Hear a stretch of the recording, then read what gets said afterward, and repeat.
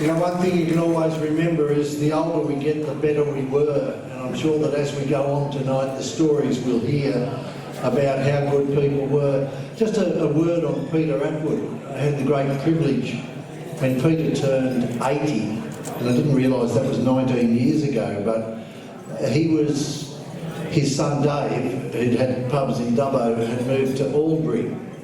And we'd gone to Albury specifically for Peter's 80th birthday, and City Country was being played when it was City versus Country, and Laurie Daly was the coach of the New South Wales Country side at that time, and Laurie Daly bought Peter's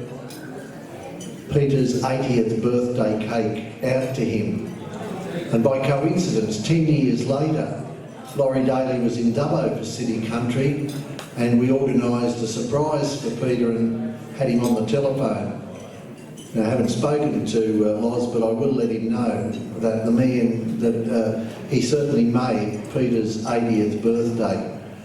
And that's, I guess, what the rugby league over 100 years has done, has helped people to develop relationships.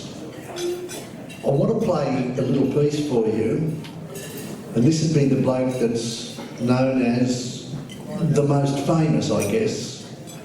Certainly the bloke that played at the highest level, who was a Duedoo junior.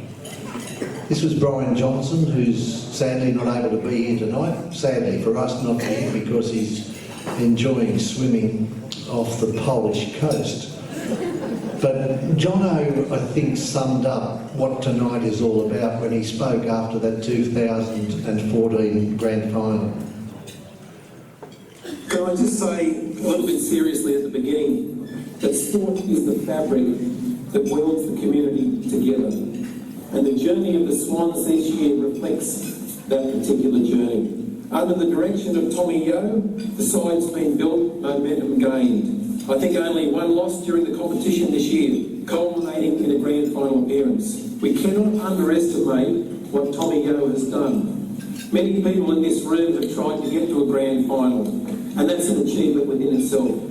But to actually win a grand final develops a very special bond, particularly for those people that have played, but more so for the community that they represent. Looking behind the scenes, my memory goes back to a chairman of the Duedoo Football Club called Cyril Miller.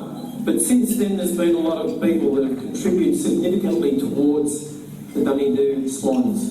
And it becomes generational. When I look around the room, I see a number of people that have supported the club for many, many years. O'Leary's, Darlingtons, Bennett's, Gallagher's, the Larges, Seiflert's, Corrish's, Sullivan's.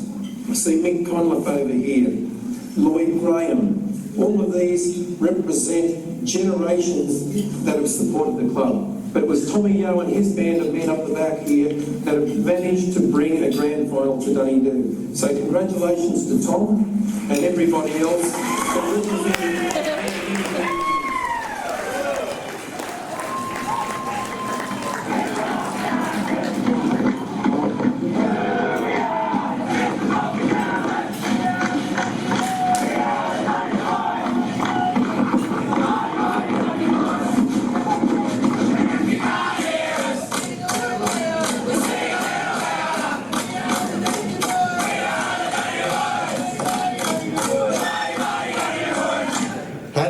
Sung out today, of course, after the league tag team won, and it was also sung out after the old boys had played.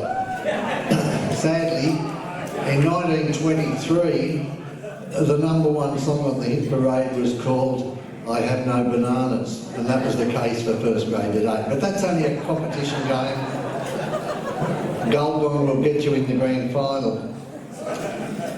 Three blokes that are going to come and share their memories through the 60s. These were blokes who were, I guess, the foundation of Duedoo's first ever premiership. Can you believe it? It was 1967. They started in 46, so it took 21 years.